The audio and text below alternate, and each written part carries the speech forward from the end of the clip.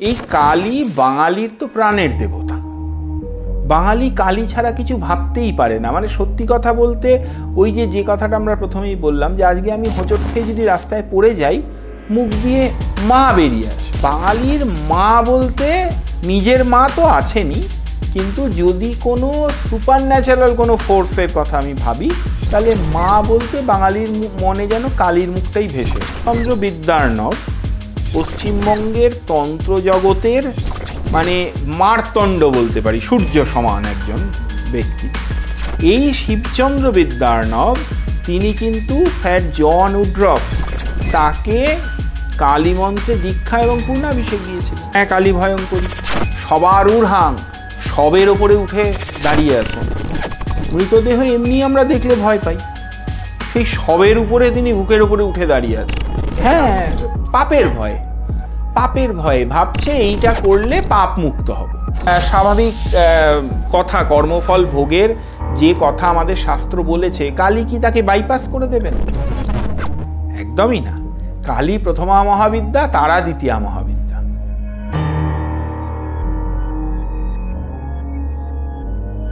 নমস্কার, আরও একটা পডকাস্টে আপনাদের স্বাগত। ধর্মীয় বিষয় নিয়ে যখন এই পডকাস্টটা শুরু করি, তখন অনেকগুলো বিষয় আমার মাথায় ছিল যে কাকে কাকে নিয়ে আমাদের আলোচনা করা যায়। সেই আলোচনার মধ্যে অনেকেই এসেছেন এবং আগামী দিনে আরও অনেকজন আসবেন, কিন্তু একজনকে ছাড়া আমাদের এই শাস্ত্র, আমাদের ধর্ম বোধহয় অসম্পূর্ণ। বোধহয় কেন, বোধহয় সত্যি সত্যিই অসম্পূর্ণ। তিনি হলেন মা কালী। আর আজকের পডকাস্টের এই পর্বে আমরা আলোচনা করব মা কালীকে নিয়ে। তার জন্ম, তার আবির্ভাব, কোথা থেকে এসেছিলেন তিনি, কেনই বা এলেন, আর মা কালীর আশীর্বাদ পেতে গেলে কি করতে হয়, কত সহজে মা কালীর আশীর্বাদ পাওয়া সম্ভব, এগুলো নিয়েই আলোচনা করব। আরও বিশেষ কিছু দিক, যে দিকগুলো একেবারে আমাদের অজানা।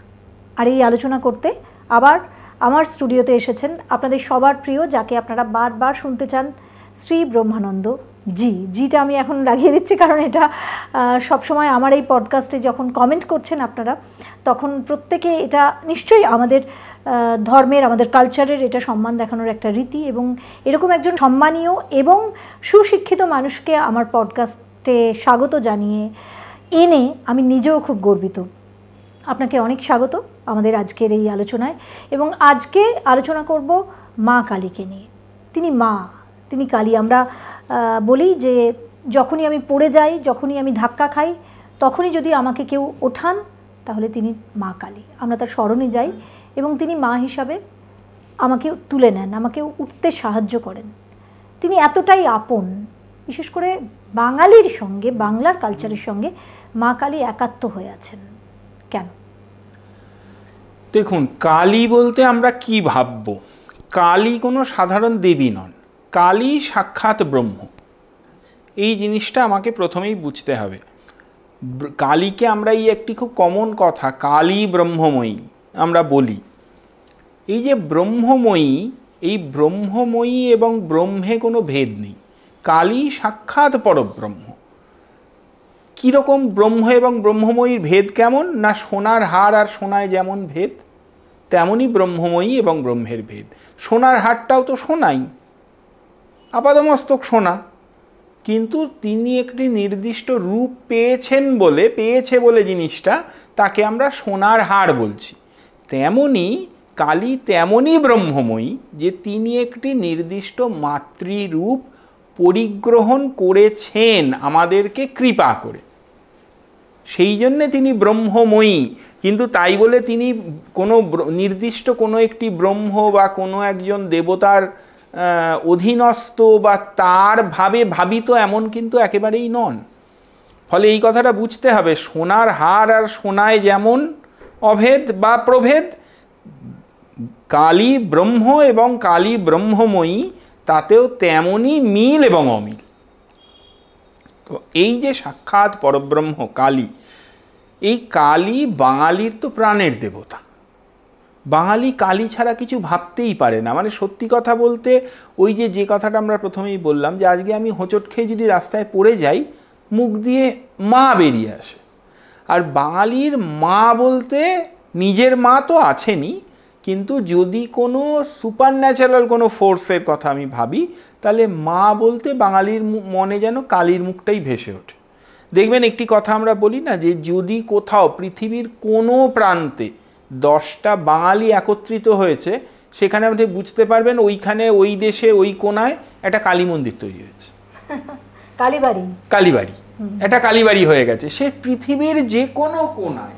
আচ্ছা, এই যে কালীর সঙ্গে বাড়ি, মানে আমার এটা এক্ষুনি প্রশ্ন করতে গিয়ে মনে এলো, সেটা হচ্ছে কালী আর বাড়ি, মানে বাড়িটা আমাদের খুব আপন এবং আমার মা যে বাড়িতে থাকে, এটা কি কখনো মানে ইন্টারকানেক্টেড? কালী মন্দির বললে যে একটা ডিস্টেন্স তৈরি হয়, কালী বাড়ি বললে যেন সেই ডিস্টেন্সটা হয় না। আমার মারই তো বাড়ি, আমি যাচ্ছি, আমার বাড়ি।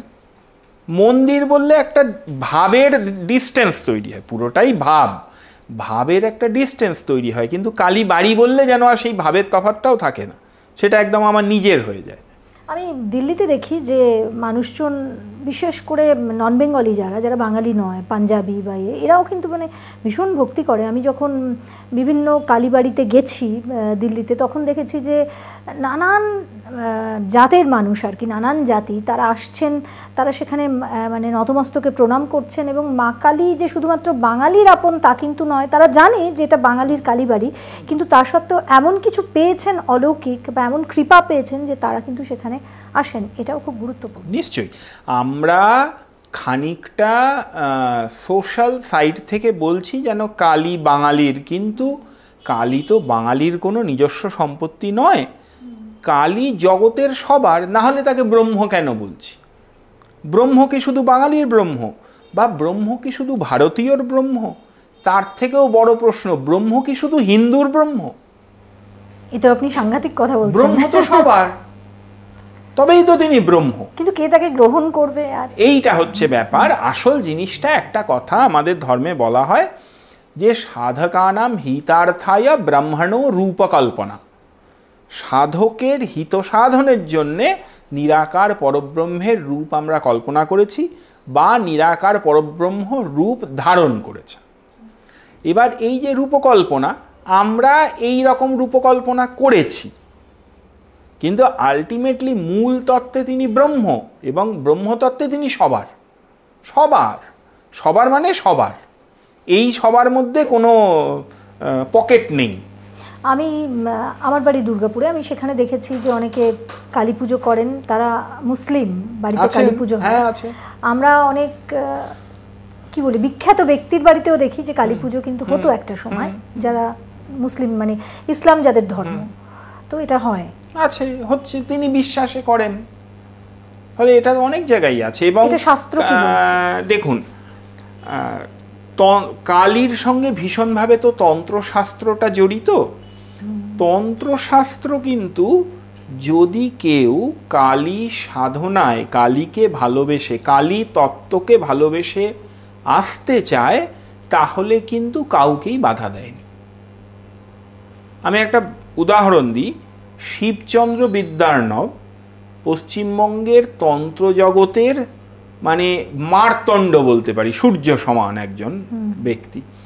এই শিবচন্দ্র বিদ্যার্ণব তিনি কিন্তু স্যার জন উড্রফ তাকে কালী মন্ত্রে দীক্ষা এবং পূর্ণাভিষেক দিয়েছিলেন। হিসেব মতো উড্রফ একজন ব্রিটিশ কর্মচারী, ব্রিটিশ একজন ব্যক্তি, তিনি তো সাধারণ স্মার্ত দৃষ্টিতে দেখলে তিনি তো ম্লেচ্ছ,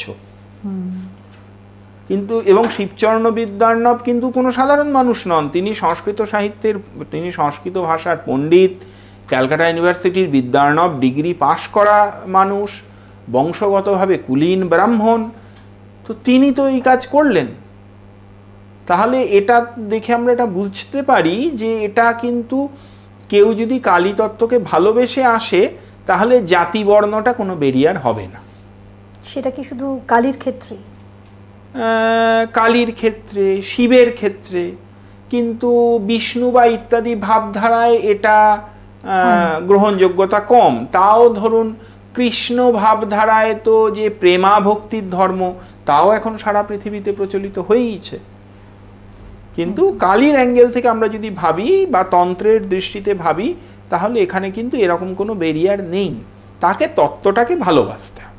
কালীর আবির্ভাব কী করে হলো, মানে কালীর জন্ম কেন হলো? দেখুন, যদি যে কনসেপ্টে আমি বলছি কালী ব্রহ্ম, সেখানে কালীর কোনো জন্ম বা আবির্ভাব নেই। তিনি নিত্য, তিনি জগৎ থাকলেও আছেন, তিনি জগৎ না থাকলেও আছেন। জগৎ সৃষ্টি হল আগেও তিনি ছিলেন, সৃষ্টিকালেও আছেন, ধ্বংস হয়ে যাওয়ার পরেও থাকবেন। এখানে কোনো শুরু শেষ নেই। এবারে তিনি যখন লীলা করে কোনো সাকার রূপ ধারণ করে আসছেন, তখন সেই অবস্থাগুলোকে, সেই সময়গুলোকে আমরা আবির্ভাব বলি। তেমন রক্তবীজ বধের সময় চামুণ্ডা কালীর আবির্ভাবের কথা আমরা সবাই জানি চণ্ডীতে, যে রক্তবীজ বধের সময় রক্তবীজের রক্তভূমিতে পড়লেই নতুন নতুন অসুর, সমগুণ সম্পন্ন অসুর সৃষ্টি হচ্ছে। সেই জন্যে তখন অম্বিকা কালী রূপকে আবাহন করলেন। অম্বিকারই ভুরুর মাঝখান থেকে কালীর আবির্ভাব হলো। অম্বিকার কোপেশু কালী, তো অম্বিকার কোপ থেকে কালীর আবির্ভাব হলো এবং তিনি রক্তবীজের সমস্ত রক্ত পান করলেন। কিন্তু এটা কালীর শুরু এ কথা বলা যায় না।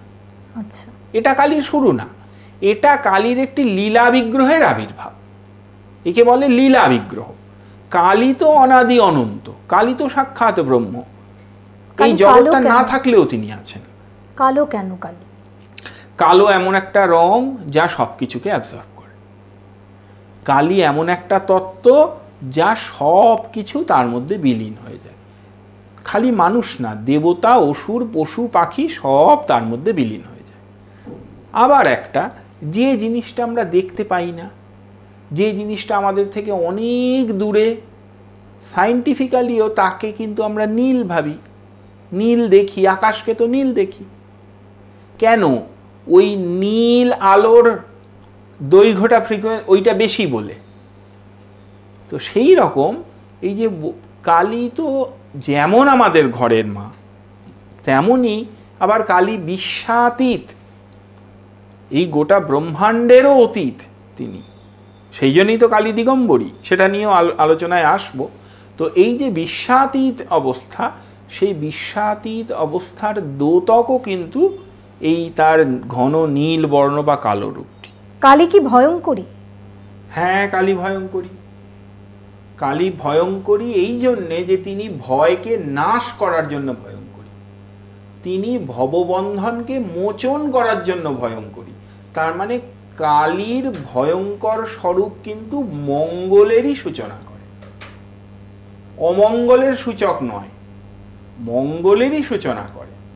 কারণ আমাদের মধ্যে যা কিছু নেগেটিভ, সেইগুলোকে যিনি নিষ্ঠুরভাবে ধ্বংস করে দেন, সেই তিনি ভয়ঙ্করী কালী। কিন্তু এই যে রূপ নানান জায়গায়, কখনো শ্মশান কালী, কখনো শ্যামা কালী, মায়ের যে রূপ, শ্যামা কালীকে আমি বাদ দিলাম, কিন্তু শ্মশান কালী বা আরও যে ধরনের কালী রয়েছে, সেখানে আমরা দেখি যে মায়ের হাতে রক্ত রয়েছে, মুন্ডমালা রয়েছে। এটা কতটা সত্যি, কতটা এটা যেটা আপনি বলেন বারবার যে এই আকারে নিয়ে আসা হয়েছে, সেটা কতটা, মানে আমাদের শাস্ত্র কি বলছে? আমাদের শাস্ত্র বলছে কালীকে গয়নাগাটি পরিয়ে, দামি দামি শাড়ি জামা কাপড় পরিয়ে সাজানোর কোনো অপশানই নেই। কালী অমনই হবেন যাকে দেখলে আমি আঁতকে উঠব। হ্যাঁ, কি বলছে? সবারূঢ়াং মহাভীমাং ঘোরদাংষ্ট্রাং বরপ্রদাম। সবারূঢ়াং, সবের ওপরে উঠে দাঁড়িয়ে আছেন। মৃতদেহ এমনি আমরা দেখলে ভয় পাই, সেই সবের উপরে তিনি বুকের উপরে উঠে দাঁড়িয়ে আছেন। মহাভীমাং, একদম পরিষ্কার বলছে, মহাভীমা, মহাভয়ঙ্করী। এই যে করালো দংষ্ট্রা, লোল জিহ্বা, এইগুলো তো শাস্ত্রবচন। তার দাঁত যেন চকচক করছে, জিভ লক লক করছে। এই যে অবস্থা, এটাই কালীর প্রকৃত স্বরূপ। কেন না, ওই যে বললাম, তিনি তো অমঙ্গল ধ্বংস করেন কোনো রকম মার্সি না করে। তিনি তো আমায় মারতে আসছেন না, তিনি তো আমার মধ্যে খারাপগুলোকে মারছেন, এমন ভয়ঙ্করভাবে মারছেন যে আর কোনো খারাপ পড়ে থাকবে না, সবই ভালো হয়ে যাচ্ছে।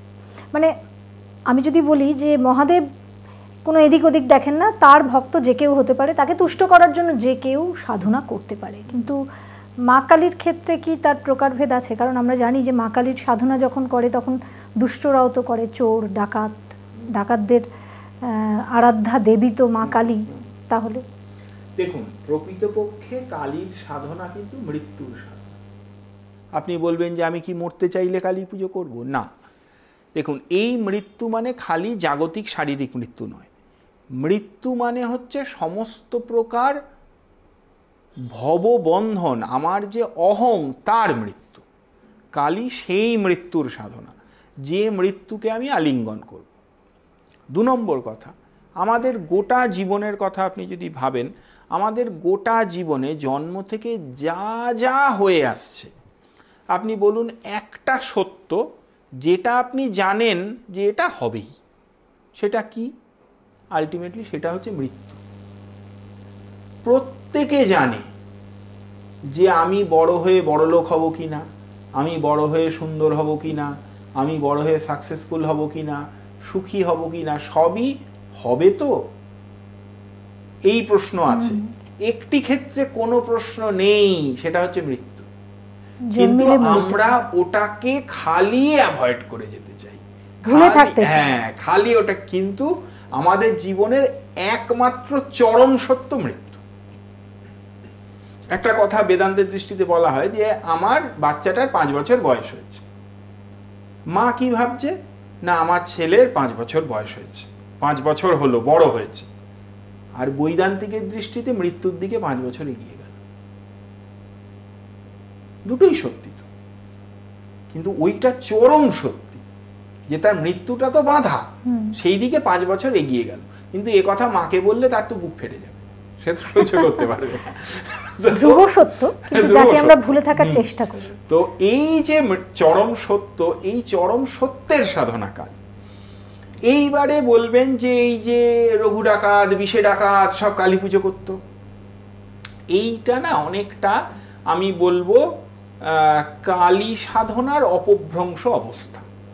মানে কারো কারো হয়তো কালীকে দেখে মনে হয়েছে যে তিনি আমাকে এই রকম উগ্র কর্মে সহায়তা করবেন, কারণ তিনি নিজে উগ্র রূপা, সেই জন্যে উগ্র কর্মে আমি তার সাহায্য পাব, সেই জন্যে তিনি তার কাছে প্রার্থনা করেছেন। কিন্তু এবার তাহলে কি ওই কালী পুজো করে গেছে বলেই সেই মানুষগুলো সাকসেসফুল হয়েছে? তাহলে কি কালী চোরেদের, গুন্ডাদের, ডাকাতদের সাকসেসফুল করেন? এইটা যদি ভাবেন, তাহলে ভাবুন বেশিরভাগ ক্ষেত্রে মানুষ কিন্তু আসলে পাপের ভয়ে এই পুজোগুলো করে। মানে আমি আরও একটু এটাকে সিম্পলিফাই করে দিচ্ছি, সেটা হচ্ছে নাম না নিলেও আমরা দেখেছি যে এখনকার যুগ, কলিযুগে, আগের থেকেই বলা রয়েছে, আমরা জানি আমাদের শাস্ত্রে রয়েছে যে করাপশন, দুর্নীতি একেবারে চরম ঊর্ধ্বে যাবে। এবং সত্যি কথা বলতে এখনকার দিনের সব থেকে দুর্নীতিবাদ যারা দেখা যায়, তারা কিন্তু একটু করে কালী পুজো করছে। কেন? পাপের ভয়ে ভাবছে এইটা করলে পাপ মুক্ত হব। তার মানে কালী পুজো যারা করছে সেই দুর্নীতিবাজ, বা যদি তারা যে কোনো, সে ডাকাত হতে পারে, চোর হতে পারে, আমলা হতে পারে, মন্ত্রী হতে পারে, যাই হোক, তার পাপ মুক্তি হবে না? কখনোই হবে না। কি করে হবে? কালী কি কর্মফলের যে স্বাভাবিক কথা, কর্মফল ভোগের যে কথা আমাদের শাস্ত্র বলেছে, কালী কি তাকে বাইপাস করে দেবেন? কর্মফল পেতেই হবে, কর্মফল পেতেই হবে। তিনি প্যানিকে করছেন ওটা। এটা আপনি বড় ভালো কথা বললেন। তো সেক্ষেত্রে মানে এটাকে এড়ানোর কোনো না, কর্মফলকে এড়ানোর কোনো রাস্তা নেই। কালী পুজো করে 10টা খুন করে কালী পুজো করলে মা কালী 10টা ঠকিয়ে, হ্যাঁ যাই হোক আর কি, আমি ওটা একটা এক্সট্রিম লেভেল বলছি, করলে সেই পাপের থেকে তাকে ছুটকারা দিয়ে দেবেন না, এরকম হয়। কিন্তু এটা অদ্ভুত না? মানে আমার এটা প্রশ্নটা করতে গিয়েই মনে পড়লো, এবং ফ্ল্যাশব্যাকে অনেক কথা মনে পড়লো যে সত্যিই তো যারা দেখা যায় যে বেশি দুর্নীতি করে, কোনো অপকর্ম করে, তারাই ঠিক কিন্তু কালী পুজোটা একটা বাড়িতে হবে তাদের। এটা হয়ে গেছে। কিন্তু এটার সঙ্গে মা কালীর কোনো মানে সত্যি কথা বলতে কি কোনো দেবতা, কোনো মা কাউকে সেভাবে সাধনা করা যায় না। আমি এবার একদম স্পেসিফিক আরও কিছু প্রশ্নে আসি, যে বাংলাতে কালী ক প্রকারের? কালীর অসংখ্য রূপভেদ আছে। আমরা কালী বলতে মূলত যে রূপটা চিনি, যে মহাদেবের ওপরে দাঁড়িয়ে আছেন, চারটি হাত, কালো বা নীল রং, জিভ বার করে আছে, এই যে রূপটা আমরা চিনি, এটি ছাড়াও কালীর অসংখ্য রূপ আছে।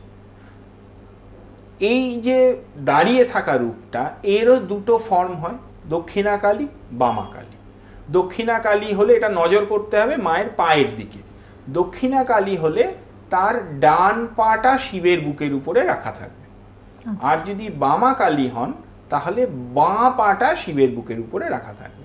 কিন্তু স্বাভাবিকভাবে দক্ষিণা কালীরই পুজোর ব্যবস্থা, কারণ দক্ষিণ পদ অগ্রসর মানে আমরা ধরে নিই আমরা দাক্ষিণ্য প্রার্থনা করছি, তার কৃপা প্রার্থনা করছি, এবং আমরা সংসারের মধ্যে রয়েছি। বাম ব্যাপারটা বোঝায় যে নর্মাল যেটা স্বাভাবিক প্রবৃত্তি, সেই প্রবৃত্তি মার্গের বিরুদ্ধে যাওয়া। প্রবৃত্তি মার্গের বিরুদ্ধে যাওয়া মানে নিবৃত্তি মার্গে যাওয়া। নিবৃত্তি মার্গে তো সাধারণ মানুষ যাবে না, নিবৃত্তি মার্গে তো খুব উচ্চমানের সাধকরা যাবে। তো এটা ছাড়াও দ্বিভুজা কালীর কথা আছে। সেই দ্বিভুজা কালী, যাকে শ্মশান কালী বা দ্বিভুজা রক্ষা কালী বলা হয়, সেখানে কিন্তু তিনি ওরকম জিভ বার করে থাকবেন না, তার হাতে কোনো অস্ত্রও থাকে না, দুটি হাত থাকে বরাভয় মুদ্রায়, অথবা একটি হাতে একটি পাত্র এবং অপর হাতে মুন্ড বা মাংসখণ্ড, এইরকম থাকে, এরকম রূপ আছে। কিন্তু এই এতগুলো রূপের প্রয়োজন কেন হলো? মা কালী তো মা কালী না, এই ব্যাপারগুলো হচ্ছে বুঝতে হবে যে আমাদের শাস্ত্রে মন্ত্রের সঙ্গে দেবতা, মন্ত্রই দেবতা, দেবতা হচ্ছে মন্ত্রময় বপু। তো কালী সাধনার জন্যে বিভিন্ন দেবতা এবং ঋষিরা বিভিন্ন প্রকার মন্ত্রের উপাসনা করেছেন, যে মন্ত্রগুলো সিদ্ধ মন্ত্র। সেই মন্ত্রের উপযুক্ত একটি করে রূপ আছে, সেই জন্যেই এত প্রকারের রূপ। এবং এগুলো তো প্রকট রূপ, সাদা রঙেরও কালী আছে, ধবধবে সাদা, মৃত্যুনাশিনী কালী বলা হয়। ধবধবে সাদা, 3টে মুখ হবে, 6টা হাত হবে, একটি পা শিবের বুকে থাকবে, একটি পা যমের বুকে বা যমের মাথায় থাকবে, মৃত্যুনাশিনী কালী বলছে। ধবধবে চাঁদের মতো সাদা হবে, ধ্যানে বলছে চাঁদের মতো, তাকেও তো কালী। এবার কালী বললে লোকে তো সাদা কালী তো ভাবতেই পারে না, কিন্তু ধবধবে সাদা কালী মানে কালো। হ্যাঁ, তো এরকম আরো অনেক রূপ আছে। গুহ্য কালী আছে, তিনি নাগের ওপরে বসে থাকেন। গুহ্য কালীর মূর্তি দেখে আমি অনেক লোককে বলতে দেখেছি যে এটা কি মনসা? কারণ ওই যে নাগের ফনার মধ্যে বসে আছেন, হাতে নাগ, চারপাশে নাগ, কিন্তু ওরকমও কালী মূর্তি আছে।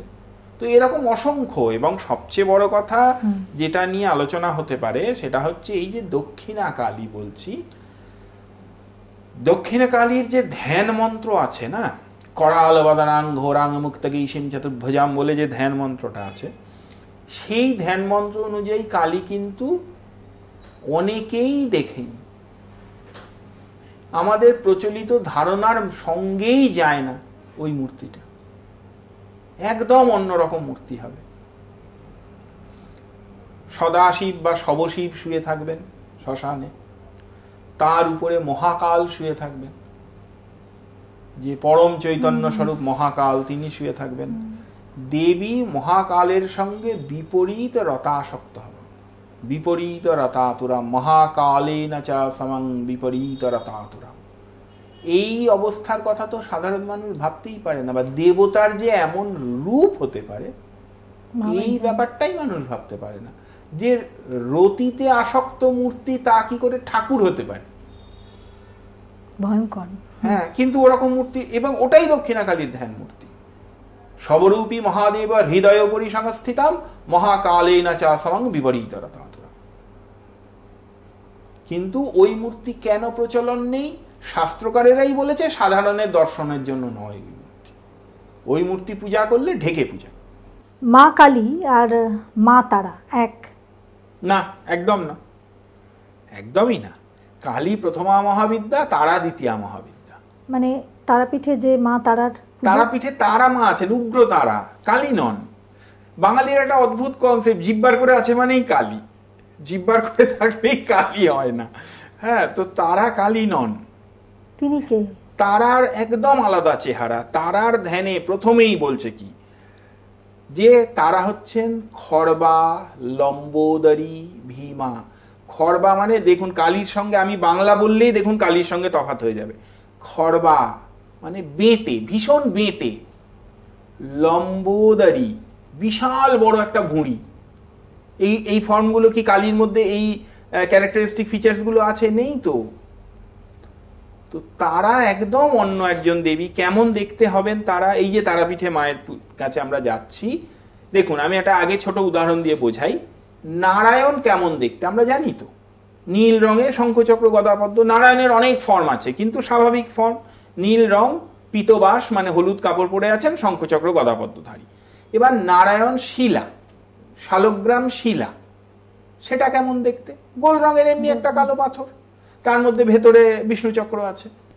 তো আমরা ওই শিলার উপরে পূজা করলেও নারায়ণ তো কালো গোল নন। সেই রকমই তারাপীঠে একটি ব্রহ্মশিলার উপরে মায়ের পূজা হয়, কিন্তু তাই বলে মা ওরকম নন। তার একটি নির্দিষ্ট ধ্যান মন্ত্র আছে, তার অনুযায়ী কি রূপ হবে আমি বাংলায় বলি। একটি চিতা জ্বলবে, জলচিতা মধ্যগতাম, একটি চিতা জ্বলবে। কালী কিন্তু চিতায় থাকেন না, এখানে একটি জ্বলন্ত চিতা থাকবে। এই জ্বলন্ত চিতার উপরে একটি সাদা পদ্ম থাকবে, তার উপরে সবরূপী মহাকাল বা মহাদেব শুয়ে থাকবেন। তার বুকের উপরে দেবী দাঁড়িয়ে থাকবেন, ভীষণ বেঁটে হবেন, বড় একটা ভুঁড়ি থাকবে, গায়ের রং নীলই হবে, কালো হবে না কখনো, গায়ের রং নীল হবে। দেবীর 4টি হাত হবে, লোলো জিহ্বা হবে, কিন্তু মাথায় জটা থাকবে। মাথার মুকুটে 5টা মরার খুলি বসানো থাকবে, পঞ্চমুদ্রা বিভূষিতাম। একদম তারার যে ধ্যান মন্ত্র সেটা ধরে ধরে আমি বলছি, পঞ্চমুদ্রা বিভূষিতাম। এই যে মাথার উপরে যে জটা, জটার উপরে একটি নাগ থাকবে। এবার তার গায়ে হাড়ের মালা, হাড়ের গয়না থাকবে, বোন অর্নামেন্টস থাকবে। আর কোমরে, কালীর ক্ষেত্রে কোমরে কাটা হাত দেখতে পাই আমরা, তারার ক্ষেত্রে কোমরে থাকবে ব্যাঘ্র চর্ম, ব্যাঘ্র চর্মাবৃতম কটৌ। তার মানে কি মা কালীর আরেকটা রূপ মা তারা? এটা মহাবিদ্যা, দেবীর আরেকটি রূপ। মা কালীর রূপ বলা ভুল, মহাশক্তির এটি আরেকটি রূপ। হ্যাঁ, আর 4টি হাতে ডিস্টিংক্টলি আলাদা অস্ত্র। কালীর হাতে কি আছে? খড়গ আর মুন্ড, আর 2টি হাতে বর মুদ্রা, অভয় মুদ্রা। তারার ক্ষেত্রে হাতে কি থাকবে? তারার একটি হাতে খড়গ থাকবে, একটি হাতে কাটারি থাকবে। খড়গ কর্তৃ সমাযুক্ত সব্যেতর ভুজদ্বয়াম। আর 2টি হাতে কি থাকবে? কপাল মানে নরকপাল দ্বারা নির্মিত পানপাত্র, আর উৎপল, নীলোৎপল, নীলপদ্ম। তার মানে খাড়া, কাটারি, নীলপদ্ম আর মরার খুলি দিয়ে তৈরি একটি পানপাত্র। এইটা তারার 4 হাতে থাকবে। এই ক্যারেক্টারিস্টিক ফিচার্স গুলো মিললে তবে তাকে আমি বলবো তারা। তার মানে আমাদের কনসেপ্টটাই ভুল, একদম কনসেপ্টটা ভুল। কালী আর তারা একদম মন্ত্র আলাদা, ধ্যান আলাদা, পূজা পদ্ধতি আলাদা, তার পীঠ আলাদা। আমরা পূজা করার সময় তো আমাদের পীঠও কল্পনা করতে হয়। কালীর পীঠ হচ্ছে শ্মশান, আর তারার পীঠ হচ্ছে চিতা, জ্বলন্ত চিতা, জলচিতা মধ্যগতাম ঘোরদাংশ, চিতার মধ্যে দাঁড়িয়ে আছে। অনেকে বলেন যে মা কালীর মূর্তি বা উগ্র মূর্তি বাড়িতে রাখতে নেই, বা মা তারার মূর্তি। রামকৃষ্ণ কথামৃতেও দেখবেন শ্রী শ্রী ঠাকুর বলছেন যে উগ্রতারা এবং ছিন্নমস্তাকে গৃহীর বাড়িতে রাখতে। তার কারণ কি? এই যে জলচিতা মধ্যগতাম, তারা কি ক্ষতি করছেন? তা নয়, চিতার মধ্যে আছেন। ব্যাপারটার মানেটা বুঝুন। কালীতে আপনি শ্মশানে পৌঁছেছেন। শ্মশানে কি হয়? শ্মশানে মানুষের বৈরাগ্য জন্মায়। আপনি দেখুন মরা পোড়াতে যাওয়া পাড়ার বকাটে ছেলেগুলো, সেই ছেলেগুলোও কিন্তু বাড়িতে ফিরে একবার হলেও এই কথা বন্ধুদের মধ্যে আলোচনা করে, কি আর হবে রে এইসব করে, ওই তো শেষ পর্যন্ত সব পুড়েই। এই যে বৈরাগ্য, তাৎক্ষণিক বৈরাগ্য আসছে, কিন্তু এটা শ্মশানের এফেক্ট। কালীর ক্ষেত্রে এটা হয়, আর তারার ক্ষেত্রে এটার ইন্টেন্স অবস্থা, পুড়ে ছাই হয়ে গেছে সংসার। চিতায় তো আর নেই, শরীরটাও নেই, পুড়ে ছাই হয়ে গেছে। তো সেই জায়গায় পৌঁছলে তারা, সেই জন্যে কালী প্রথমা মহাবিদ্যা, তারা দ্বিতীয়া মহাবিদ্যা। তন্ত্রের ক্ষেত্রে, শক্তি সাধনার ক্ষেত্রে ক্রমদীক্ষা বলে একটা কনসেপ্ট আছে, যে স্টেপ বাই স্টেপ সাধনা এগোতে হয়। তাতে কিন্তু বেশিরভাগ তান্ত্রিক পরম্পরা এটা বিশ্বাস করে যে কালীর সাধনা প্রথমে করে তারপরে তারাই যেতে হয়। আমার মনে হয় একটা আলোচনা খুব জানা দরকার, যেটা আমরা সবাই খুব ভুল করি। আমাদের বাড়িতে কালী মূর্তি বা কালীর ছবি, বিশেষ করে ছবি, এটা থাকে। তো ঠাকুরের সিংহাসনে কালী মূর্তি রাখা যেতে পারে? হ্যাঁ, নিশ্চয়ই রাখা যেতে পারে, কত অসুবিধা। অন্যান্য দেবতাদের সাথে পুজো করার কোনো বাধা নেই, কোনো অসুবিধা নেই। কালীর প্রিয় ফুল জবা, অবশ্যই প্রথম কথা জবা, অপরাজিতা, নীল অপরাজিতা, পদ্ম, রক্তপদ্ম আর কি, লাল পদ্ম, এগুলো ভীষণ। এবং চন্দন হিসেবে আমরা জেনারেলি সাদা চন্দনই চন্দন বলে জানি, কিন্তু কালীর জন্য কিন্তু রক্তচন্দন মানে লাল চন্দনটা বেশি ইম্পর্টেন্ট। কোন কাজ মা কালীর একেবারেই পছন্দ নয়? যে কোনো দেবতারই যেটা একান্তই অপছন্দ সেটা হচ্ছে পাপ করা। কোনো রকমের পাপ, অনাচার, তা দেবতার পছন্দ হতেই পারে না। লোক ঠকানো, চুরি করা, এগুলো দেবতার পছন্দ হতেই পারে না। এটা একটা সিম্পলিফাইড হয়ে গেল, জেনারেলাইজড হয়ে গেল। কিন্তু আমি যদি এটা বলি যে পুজো বা রীতি বা আচার যেগুলো আমাদের, সেক্ষেত্রে বলি একটি বিষয়ে শাস্ত্রে বলা হচ্ছে যে তুলসী ঘ্রাণ মাত্রেণ রুষ্টা ভবেন মাহেশ্বরী। মানে তুলসী পাতা শক্তিকে, মানে দুর্গা বা কালী বা তারা, এদেরকে দেওয়া যাবে না। দেবী কুপিত হবেন। দেওয়া যাবে না মানে কি? দেবী কুপিত হবেন। তো এইটা অনেক সময় আমরা এটা দেখে থাকি যে কালী পুজো করতে বসেছেন কেউ, সাধারণ প্র্যাকটিস মতো সমস্ত ভোগেই তুলসী পাতা, প্রসাদের উপরে তুলসী পাতা দিয়ে দিলেন। এটা করা যাবে না। এটা করলে এটা ভয়ঙ্কর অপরাধ হলো, ভয়ঙ্কর অপরাধ হলো। রুষ্টা হবেন মহেশ্বরী বলছে, দেবী রুষ্টা হবেন। তো এরকম কিছু ব্যাপার যেগুলো করা যায় না। তারপরে কালী পুজোয় যত্রতত্র মদ মাংসাদির ব্যবহার। কালী পুজোর, কিন্তু কালী পুজোর সঙ্গে তো অ্যালকোহলের যোগ, ভীষণ যোগ হয়ে গেছে, যে কালী পুজো মানেই একটি বাংলার বোতল লাগে একটি ছোট। দেখুন এখানে বলি যে কালী পূজায় তান্ত্রিক মতে কালী পূজা দক্ষিণাচারেও হতে পারে, কালী পূজা বামাচারেও হতে পারে।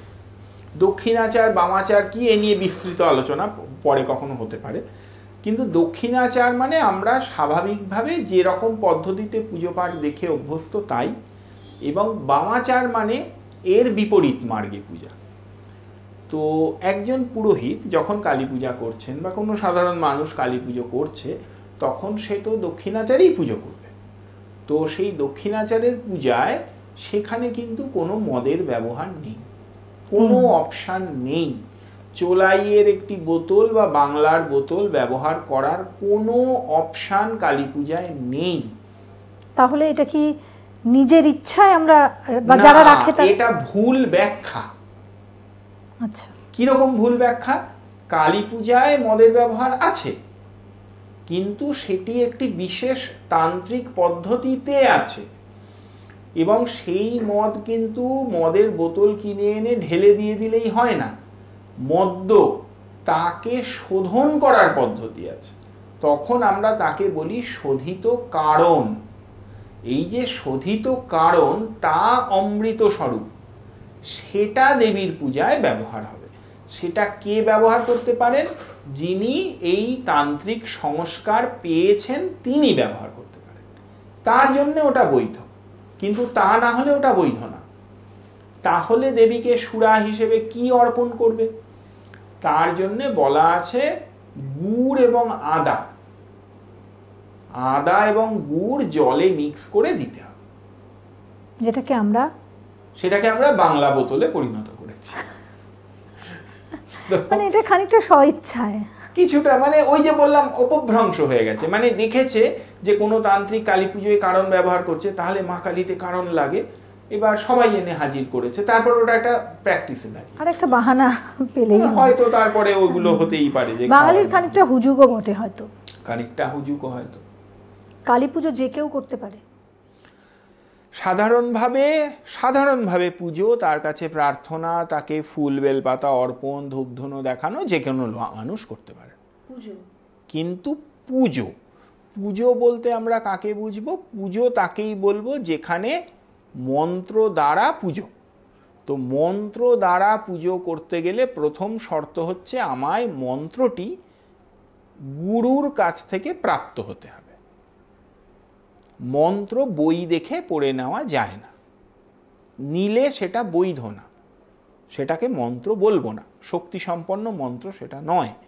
তো গুরুর কাছ থেকে মন্ত্র যিনি পেয়েছেন তিনি গুরুর উপদেশ মতো কালী পূজা করবেন। এবং পুজোরও বিভিন্ন পদ্ধতি আছে, গুরু যেমন বলে দেবেন তেমন ভাবে। কিন্তু ঘরে ঘরে কালী পুজোর চল, এটা বিশেষ করে পাড়ায় পাড়ায় অনেকেই মনে হলো যে কিছু একটা করতে হবে, যাদের দুর্গা পুজো করার হয়তো সামর্থ্য নেই, তখন দেখা যায় কালী পুজো করে ছোট করে। এটা করা যায়, পুজো করাই যায়। সেক্ষেত্রে তো আর কেউ নিজে পুজো করছে না, পুরোহিতকে নিয়ে এসে পুজো করাচ্ছে, তো সেটা করাই যায়। কিন্তু কালী পুজো করতে গেলে বারবার বলবো যে পুজোর আয়োজক এবং পুরোহিত দু পক্ষেরই কিন্তু উপযুক্ত ধারণা এবং ট্রেনিং থাকা উচিত। এটা আমি শুনেছি যে কালী পুজোতে যদি ছোটোখাটো ভুলও হয়, মানে খুব কশাস হয়ে পুজোটা করতে হয়, যদি ছোটোখাটো ভুল হয় সেটা খুব অপরাধ, অন্যায় এবং মায়ের কোপে। নিশ্চয়ই, হ্যাঁ, সেই জন্যেই তো উপযুক্ত ট্রেনিংটা প্রয়োজন, তাহলে কোনো অসুবিধে হবে না। কিন্তু কোনো পুরোহিত যদি এমন হন যে তাকে তিনি ভাবলেন যে আমি একটু দক্ষিণা পাবো বলে চলে গেল, সেটা ঠিক নয়। আমি অনেক মানুষকে দেখেছি, মানে আমার সহকর্মীও বলতে পারি, যারা অনেক সময় বলেছে মা কালীকে আমার খুব ভালো লাগে তাই আমি পুজো করি, এবং কালী পুজোর দিন তারা উপোস করে, রীতিমতো পুজো করে, এবং পরের দিন আমরা শুনেওছি যে উপোস করে। এটা তো ভালো, খারাপ তো কিছু নয়, কিন্তু এভাবে করা যায় কি? মানে বাড়িতে মা কালীকে রেখে উপবাস করবেন, তিনি পুষ্পাঞ্জলি দেবেন, তাতে কোনো অসুবিধে নেই, ধূপ দ্বীপ দেবেন, বা কোনো মন্দিরে বা যেখানে পুজো হচ্ছে সেখানে গিয়ে পুজো অর্ঘ্য নিবেদন করবেন, পুষ্পাঞ্জলি দেবেন, তাতে কোনোই অসুবিধে নেই, করতেই পারেন। নিষ্ঠা ভরে করলে অবশ্যই তাতে ভালো হয়। কিন্তু বাড়িতে, মানে কালী পুজোর দিন আমি বলছি, কালী পুজোর দিনই তিনি বাড়িতেও যদি মায়ের চিত্রপট ইত্যাদি রেখে সেখানে বসেও ধ্যান করেন, প্রার্থনা করেন, খুব ভালো, কোনো অসুবিধা নেই। কিন্তু তাই বলে তিনি যদি একটি কালী পুজো পদ্ধতির বই কিনে এনে পুজো করতে বসে যান উইদাউট ট্রেনিং, তাহলে প্রবলেম। আর একটা বিষয়, এটা এখন তো খুব ট্রেন্ডি বলা যাচ্ছে, যে অ্যাস্ট্রোলজির বিষয়, জ্যোতিষশাস্ত্র বিষয়ে যদি আমরা দেখি একটু, তাহলে শনির যে প্রভাব বা কুদৃষ্টি, সেই কুদৃষ্টি আটকানোর জন্য মা কালীর শরণে যাচ্ছেন অনেকে, এবং বলা হচ্ছে এটা করলে নাকি মা কালীর কাছে যদি আমরা যাই শনির প্রভাব অনেকটাই কেটে যাবে। এটা কি সত্যি? দেখুন, শাস্ত্র দৃষ্টিতে শনি গ্রহের ইষ্টদেবী হিসেবে কালী একথা বলা হচ্ছে, হ্যাঁ, শনি গ্রহের ইষ্টদেবী কালী। সেই জন্যে কালী পুজো মানে কালীর কাছে প্রার্থনা অথবা বিধিমতো কালী পুজো করানো ইত্যাদি করলে শনি গ্রহের প্রকোপ, গ্রহপীড়া যাকে বলে, ঠিকঠাক ভাষায় যাকে বলে গ্রহপীড়া, সেই গ্রহপীড়া কম হতে পারে। এতে কম হতে পারে, উড়ে যাবে না, কম হতে পারে, এ নিয়ে কোনো সন্দেহ নেই। কিন্তু এটা আবার কোনোভাবেই একটা শখ বা একটা গিমিকে যেন পরিণত না হয়, এটাও কিন্তু করার কোনো কারণ নেই। যে শনির নাম মানে শনির দশা শুনেই সবাই ভাবছেন আমায় এক্ষুনি কালী পুজো করতে হবে, কালী মন্দিরে দৌড়চ্ছেন, বা হয়তো কবচ টবচ ইত্যাদি ধারণ করে ফেলছেন। দেখুন, শনি গ্রহ মানেই তিনি আপনার খারাপ করবে এই কথা কোনো জ্যোতিষশাস্ত্র বা কোনো জ্যোতিষীই তো বলেন না। যদি আপনার উপরে শনি গ্রহের কুপ্রভাব থাকে, আপনার উপরে শনি গ্রহকৃত পীড়া থাকে, তখন আপনি সেই ব্যবস্থা করবেন। তো খালি কালী কেন, শনি গ্রহের জন্য তো হনুমানজির কথাও বলা হয়, যে হনুমানজিকে শনি গ্রহ কথা দিয়েছিলেন যে হনুমানের উপাসনা করলে শনি তাকে পীড়া দেবে না, দেবে না, শনি নিজে থেকেই তাকে পীড়া দেবে না, যেহেতু শনিকে বাঁচিয়েছিলেন। হ্যাঁ।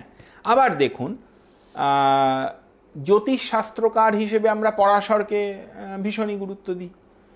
পরাশর বলেছেন যে কোনো প্রকার গ্রহ পীড়া, যে কোনো প্রকার গ্রহ থেকে পীড়া মানে দুঃখ আমি পেলে সেটা শান্তির জন্য আমি রুদ্রাভিষেক করতে পারি, আমি শালগ্রাম শিলায় তুলসী অর্চনা করতে পারি। এটা করলে গ্রহ পীড়া কমে। তাই পরাশর যখন বলেছেন তাহলে ডেফিনেটলি এতেও কমে। শুধু কালই নন, অনেক রকম পদ্ধতি আছে। আর সবচেয়ে আরও একটা বড় কথা, সেটা হচ্ছে যদি কোনো ব্যক্তির ইষ্ট দেবতা থাকেন, মানে তার কোনো ইষ্ট মন্ত্রে দীক্ষা হয়ে থাকে এবং ইষ্ট দেবতা থাকেন, তাহলে কিন্তু তার সবার আগে গ্রহপীড়া শান্ত করবেন তার ইষ্ট দেবতা। মানে সে যদি দীক্ষিত হয় তাহলে তার ইষ্ট দেবতা তার প্রথম আশ্রয়, তারপরে অন্যান্যরা। আমরা এই পডকাস্টের একদম শেষ পর্যায়ে এসে গেছি। আমার শেষ প্রশ্ন, এমন কোনো মন্ত্র, এমন কোনো জিনিস যা মা কালীর কৃপা পেতে আমাদের সাহায্য করে এবং সাধারণ মানুষের জন্য যারা এত তন্ত্র মন্ত্র জানে না তাদের জন্য? হ্যাঁ, স্তোত্রপাঠ করতে পারেন, আদ্যা স্তোত্রপাঠ, এরকম স্তোত্রপাঠ করতে পারেন। কালী এই নামটাও মন্ত্র। তিনি যদি মনে মনেও কালী স্মরণ করেন, এই নামটাও মন্ত্র, ডেফিনেটলি কাজ হয়, একদম কাজ হয়। আচ্ছা, একটা জিনিস আমি অনেক সময় শুনেছি যে মানে সূচি অসুচি যে ব্যাপারটা, বা শুদ্ধ অশুদ্ধ, মানে ধরুন কালী মন্ত্র নেওয়ার জন্য অনেকে আছে যে সারাদিনই কালী মন্ত্র নেয়, অনেকে আবার বলে যে বিশেষ করে বিধান যেটা দেওয়া হয় যে স্নান করে তারপর এসে তারপর কালী মন্ত্র, বা পুজোর ক্ষেত্রেও আমি বলছি, এটা কি মানে সবসময় প্রযোজ্য, নাকি সারাদিনই যে ভক্তি ভরে মায়ের নাম নিচ্ছেন যার অন্তরে সবসময় রয়েছে মা? এইখানে বলি যে জপের দুরকম বিধি। একটা হচ্ছে বিধিবৎ মালায় বা হাতে জপ, এই জপ স্নান ইত্যাদি সেরে শুদ্ধ হয়ে বসেই করতে হবে।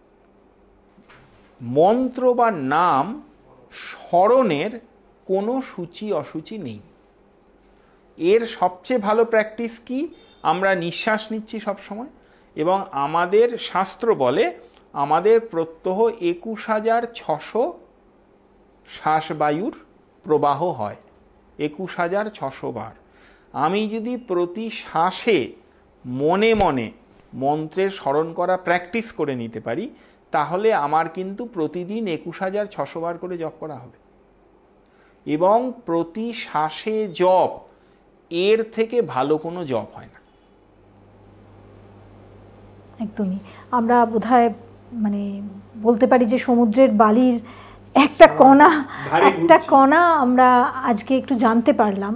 অজানাকে মা কালী সম্পর্কে অনেকগুলো তথ্য, কিছু মিথ, কিছু অসত্য এবং কিছু অজ্ঞতা, সেগুলো আমার মনে হয় দূর করতে পারলাম, যেটা আমার এই পডকাস্ট বাই রেনেসা চ্যানেলের মূল লক্ষ্য, যে ধর্মের উপাচার বা ধর্মের যে অন্ধকার দিকগুলো, কুসংস্কারগুলো, সেগুলো দূর করে আমরা যদি সত্যি আমাদের ঈশ্বরের শরণ পেতে চাই, কৃপা পেতে চাই, তাহলে সেটা কিভাবে, সেটাই মূল লক্ষ্য ছিল এই চ্যানেলটা তৈরি করার। আমার মনে হয় তার সবই কয়েকটা মাত্র ধাপ, কয়েকটা সিঁড়ি আমরা উঠেছি। আগামী দিনে আরও অনেকগুলো সিঁড়ি ওঠা চলা আমাদের বাকি রয়েছে, এবং আমাদের সঙ্গে এরকম বিশিষ্ট অতিথিরা তো থাকবেনই। ব্রহ্মানন্দজি, যিনি আপনাদের চাহিদার জন্য আবারও এসছেন, বারে বারে আসবেন।